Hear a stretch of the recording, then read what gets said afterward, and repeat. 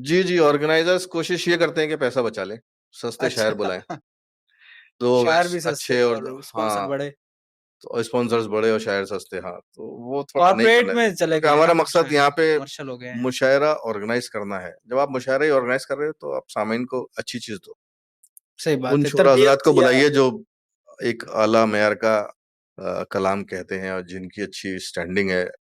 मेरे ख्याल से उनको बुलाना चाहिए, एक दो जरूर आप नए लोगों को बुलाइए ताकि दोनों बैठ के आपस में एक दूसरे से सीखें। कुछ इसमें ये नहीं है कि सिर्फ ऑर्गेनाइजर का कसूर है, मैं समझता हूँ कि कुछ इंतजामिया का भी है और शोरा का भी है। शोरा भी थोड़े से चेंज हो गए हैं, जी हाँ, जी हाँ। थोड़े तो नहीं, खैर। हाँ मैंने 2 साल पहले पीरजादा कासिम साहब को बुलाया था, तो वो उन्होंने न आने से पहले न मुझसे कभी भी किसी अपने नजराने का जिक्र नहीं किया। मैंने उनको एनवेलप दिया, बोले बेटा हिसाब कर लिया आपने पूरा? तो मैंने कहा कैसा हिसाब? बोले आपको मुशायरे में कोई नुकसान तो नहीं हुआ? अरे।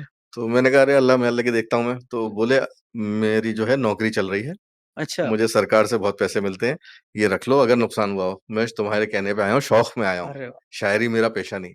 तो अच्छा लगता है ऐसे लोग।